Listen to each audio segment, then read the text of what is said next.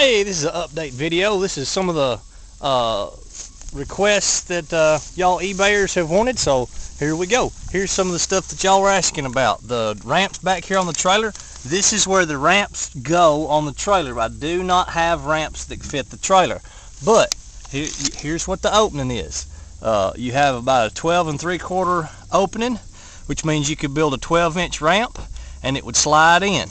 Now this slot is also about 5 inches high, so you could put a 12-inch by 4-inch ramp and it would fit in there. Now up in there it goes about 14 feet, so you probably don't need a ramp 14 foot long, but there's room for a 14-foot ramp there and here. So you can put two ramps. They're both 12 inches. You can build them 12 inches or buy them 12 inches by 4 inches and they would fit in there. That's where the ramps go. Push that up, put this bolt back in there. You can put a padlock on it or whatever you wanted to. Put that on there, and we just kept a bolt in it. That's what that was. Now I'm gonna carry up here to the axles. They're asking whether these are Dexter axles with torsion bar or spring axles. These axles here are spring axles. This is what it looks like underneath the trailer. I wish the grass is pretty high, but that's what they look like under here. And on both sides, both axles are spring axles, 10,000 pound axles each, brand spanking new bearings, brand new brake pads, ain't even got the dust off the brake pads, all the way around on the whole trailer. Another thing y'all was wanting to know was, well, will this trailer be able to be towed by a flatbed or a regular pickup truck? Doesn't matter, you can haul it either one. I'm going to try to measure this. Y'all bear with me while I measure it. Alright, the trailer is sitting about like it needs to ride going down the road. Okay. You got about 32 inches to the tongue here. Alright, but now you can take these two bolts right here loose, and this right here can go up or down. Well, it's all the way up inside there right now, but it can go down more. Alright, now next measurement is how long of a bed can you have? Well, if we measure right here, I don't know if you can see us on the video, but if you measure from right there to that point to the tongue at a diagonal, right there, hold on, y'all hang on with me on the video here. I'm measuring from there to right here. I'd say about 93 inches or so. Okay, now square from that box is about 90 inches. Alright, it's going to be 93 going the other diagonal too. Alright, let me get some more measurements here for you. The next one is this highest point right here.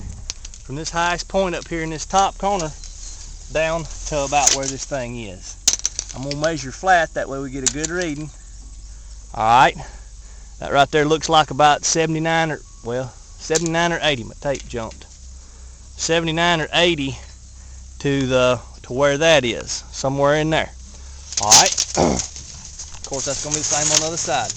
Next thing I'm going to measure here for you is the distance from right here on the tongue to right here on the well, heck, I don't even know what you call that, but I'm going to measure from the bottom of the top deck to the bottom of here, so you get a good idea about how much clearance you have on your side rails.